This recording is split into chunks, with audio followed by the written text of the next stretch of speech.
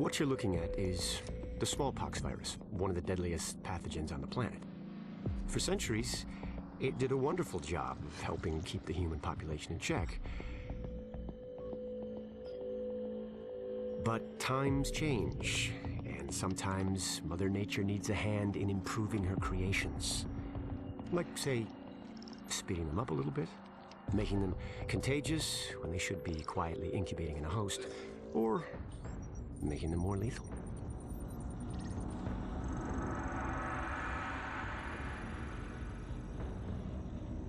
I didn't come up with the approach on my own. My friend Vitaly is one of the pioneers in the field, and the idea has been around for years. Genome as data. You see, once we digitized DNA, we made it infinitely mutable. We could do 1,000 virtual variations in the time it used to take to grow a 1 lab-grade generation of pathogens. And we could pick the best, most lethal combinations and make them real. That's how you make a killer virus, you see. Mix in genetic code from other diseases, and you move the sliders all the way up on lethality and virulence. The goal was a 90% mortality rate. I'm not sure my green poison is going to quite hit that, but honestly, that's just details. As long as most of humanity goes, the Earth stands a fighting chance. Technically, technology is what's killing the planet. But that's not really the case. It's the greed that drives the technology. But a funny thing happened on the way to $100 genome maps and 3D printed plastic toys. Someone figured out those technologies could be repurposed, modified for the greater good. Me. Now, my virus is going to do what nature's always done. Decide who lives and who dies. And if nature decides I die, then I die. If nothing else, I'll have a lot of company. Natural selection at its finest, helped along by a little unnatural genetic manipulation. It's all data, really. Life's just a method of processing it. The same way I processed the smallpox genome on my laptop. And who's to say that wasn't the plan all along? If, by some miracle, you survive green poison, then nature's decided you deserve to live. The rest of us shouldn't and won't. Godspeed. I'll see you in hell. Okay, well, we're starting with the Napalm production site. We're not really starting at the beginning here. There's a few things you actually have to do before you get to this point. You have to come in and go basically through this entire warehouse. You have to blow up a bunch of different tanks. There's 5 tanks you have to blow up after taking out maybe 2 waves of enemies. I'm starting at the point where I've taken out all the tanks. I've taken out a decent chunk of enemies. Probably about 15 minutes has been cut out of this video, to be honest with you. And that's just what it took to get in here. But to shrink the video down so it's not like a half-hour long video, it is a 20-minute video, but man, a lot of gameplay going on in here. There's and what you see over there is all the red tier enemies. I've talked about that in the last video, how the different tiers come at you: red, purple, gold, and then gold with a name. You see there's a blue bar sticking up over there, and I don't know if we've seen it, and there goes a runner with a shield, and he was purple. But we're actually using this tactical ability I talked about in my last video that I didn't have yet. You see right there that stringy lightning bolt looking thing on my arm? That's actually my specialized tech ability, and it brings up headshots, it brings up criticals, it brings up, pretty much just makes you a tank for 30 or 40 seconds, whatever the duration time is, and it's bossly. I mean, it's still going on right now. You see the bar has got a little bit left in it, and I'm also using I'm still using the guns. Don't think I'm using the guns from the last video. I'm actually using a purple one that I constructed. If you want to see a blueprint video, let me know. You break down weapons to get all the weapon parts from them, and then you find blueprints out here randomly, in secret chests, whatever, wherever you find them at. And I think you could buy blueprints eventually, or you could buy blueprints now. But you get these blueprints, and those blueprints are how you construct weapons, how you construct armor, how you do all these different things. And you get specialized, and then you can do gold. But like I said, you got to be level 30, because after doing this mission, I actually unlocked a different part of my security wing. Because this is a security wing mission, you see the little shield up there where it tells me what the mission's called. It's called the Napalm production site. And then it has a little dash that's constantly updating right there. If you don't see it, it's right there on the left top corner of the screen, right next to the mini map on the right side. It's got a little dash and it tells me where to go. And that's useful as hell in this game, because it tells you that mini map is not a multi-layer mini map. It's kind of the basic run-of-the-mill map, but this is kind of like how in Skyrim, when you shot out your little, I can't remember what the spell was called, but you can shoot it out and it would have a mist that would tell you where to go. And if you didn't know, Fallout 4 does that same thing. Like, I don't know if it's a glitch in VATS, but you could do it, and it has like a green, it looks like how this thing looks on the floor. It's all through there. It happened to me like 5 times in Fallout. And this is kind of cool coming up here. This is an echo. You scan and synchronize these inside of missions, and they show you like the last scenery of what happened in this area. You see all these people. I've seen many echoes. There was one outside of a hospital where the people were piled up out. Some echoes you have to investigate. You go up to it, and you always get experience for every time you activate an echo. As soon as you finish out whatever's the point of it, if you have to investigate or whatever. And there was a hospital, and it was just people piled out, and they actually talk. Like, as you walk up to them, it'll say status unknown. Sometimes it might tell you who that person is, but 9 times out of 10 it's a status unknown. But they start talking to each other, and they're like, no, blah blah blah. And there was one where the guys were actually fighting now. These cleaners were freaking just flamethrowing a dude's car, and it was shown in the echo, and the people were screaming, and he's like, and these guys are, oh, right here, we're shooting tanks right now. We had to do some of those in the beginning of the video also. Like I said, the first 15 minutes had to be cut out, it was too long. But there's another set inside of here.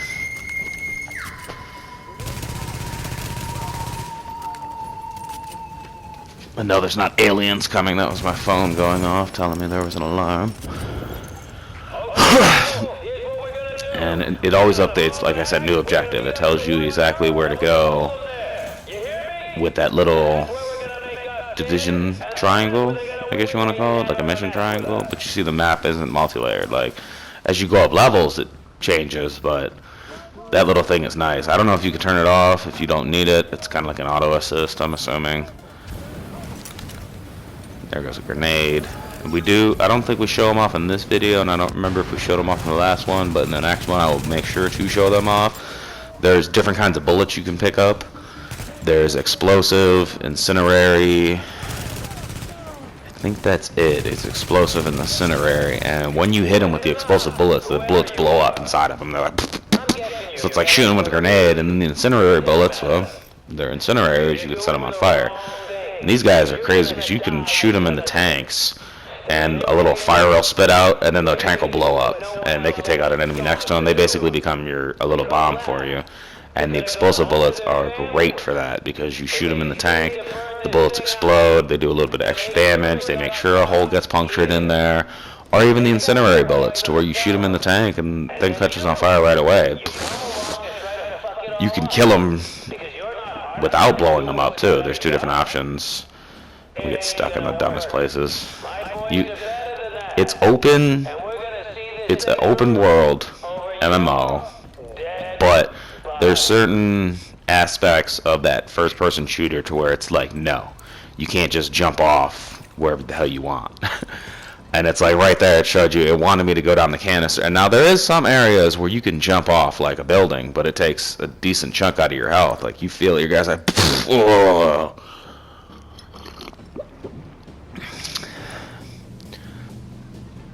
And he just falls, like, and you're not dead, but you keep moving, but you probably broke your legs. Not like Fallout, to where you fall down, you're like, and you just die, and your guy collapses. And now we're going to the next area of this site. And I just pretty much show a decent chunk of this battle because there's actually a boss battle coming up, and you will see what I'm talking about. So you find Joe, whatever the hell his name is, Joe Gers or something. I can't see it, the lettering's really small. When I'm playing the game I can see it, but when I'm making this video it's kind of small. And yeah, this guy's upstairs. And you'll find something stupid when you see, look at that, glitches. This game is not prone, or not, it has its glitches, I don't know how to say it, but it has its glitches.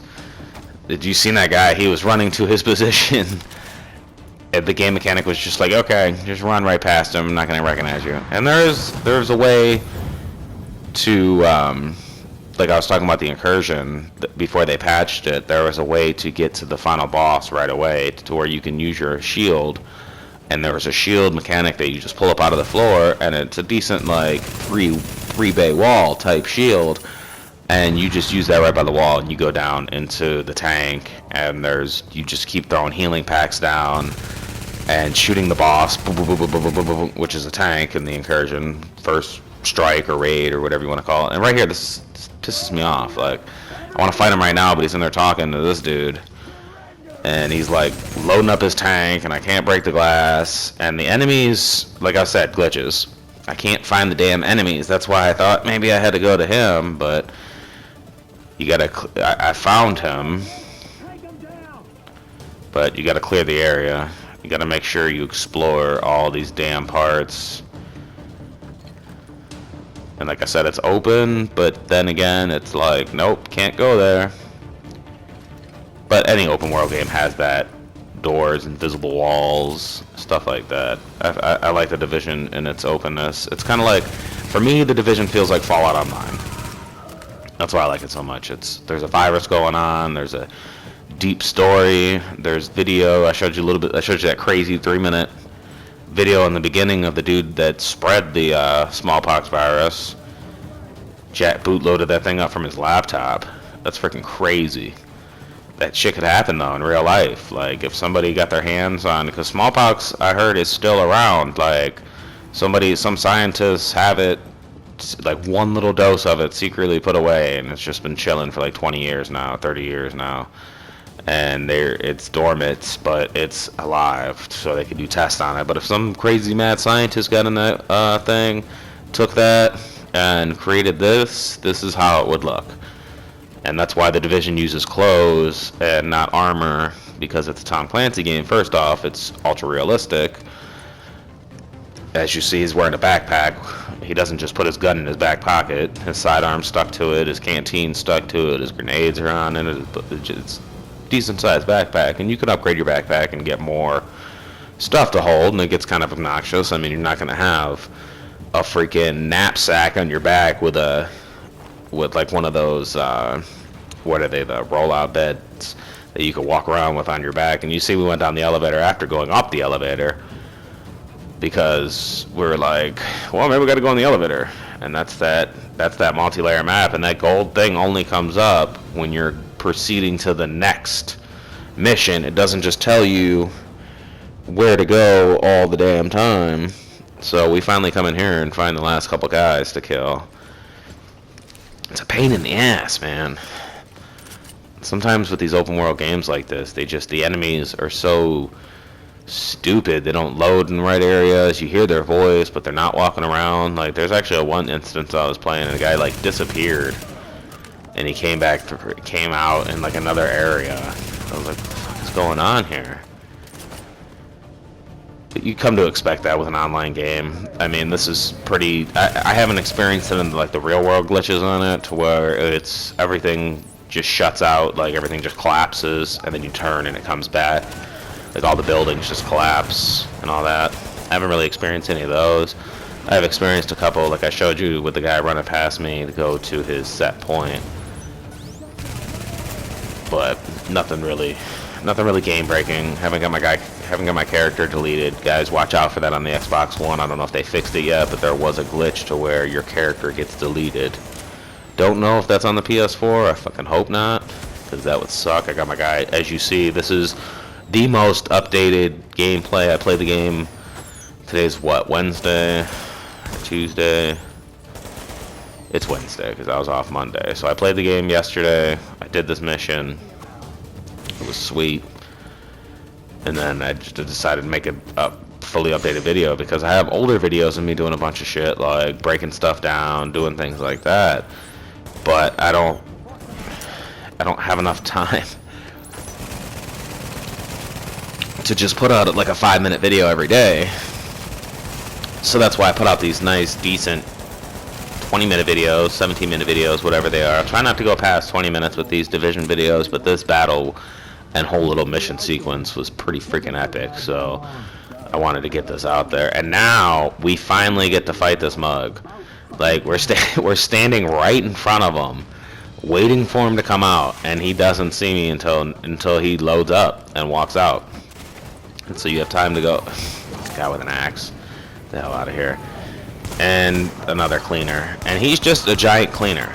Like, this guy is ridiculous. He's got a freaking propane tank on his back. Or a napalm tank. Whatever. And he's just freaking shooting out massive amount of flame. Like, this dude is like a dragon right now. And he's a pretty decent, because this is a main mission. This is a main story mission. Every time I do a mission where it has one of those little things on it, they're main story missions. Like, this guy is pretty crucial to the world of the Division. And he's been, I don't know if you've noticed in the last video, I think there were some cleaners we were fighting, not too many, but they're just everywhere. Like, you'll be walking around and there's different sets of enemies in every place. You can be sitting there chilling in your menu because it's an online game. There's no pause screen. So you could be sitting in your menu just on the side of the street and not realize it. But there's enemies coming down the other side of the street. They spot you. They'll just start shooting you. That actually happened to me and a couple people when we were playing. We were just sitting in the menu. We didn't go any further. And the guys were just walking down the street. And this is lights out. That's what I'm going to call this move. I'm going to call this move lights out. Because you see that dude is gold with a name. And you seen how much damage we were doing before I did this. We just took his whole shield out right there. 4 hits. Just took his shield out. Granted, I'm a couple levels higher than him. That shit don't matter when the motherfucker's got a name. You seen what kind of damage I was doing before I did this little ability, and what kind of damage I'm doing. I mean, look what he's doing to me. I mean, he's wrecking me. I'm not a freaking beast by any means. You need, like, these guys are monsters, and I just freaking plowed through that boss. So I highly recommend to get your tech wing up. It's like 1,000 points to get it. There's a bunch of little ones you want to get, like the low 400s, 200s. Those are your mods. Make sure you read what they do on the right side of the screen. They tell you everything that's going on. And we just kind of show you the way I had to go in here.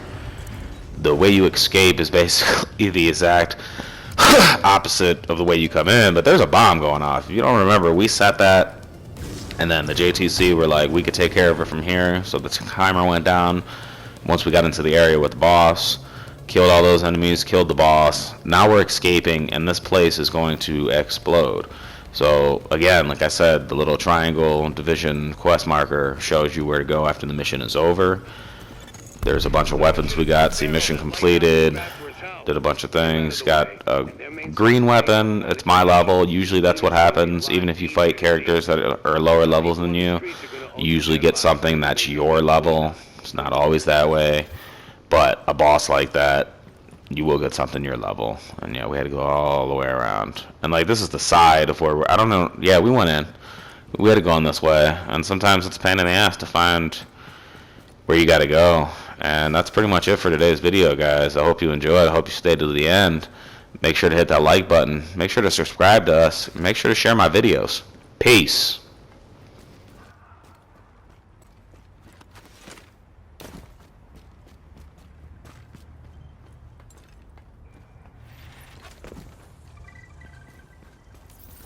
John, where are you? We're right at the gate. The National Guard haven't let anyone through in like half an hour. Agent, thank God you got that Pharaoh character. We're gonna upload a video we found that incriminates a whole lot of them. Makes me sick to see it.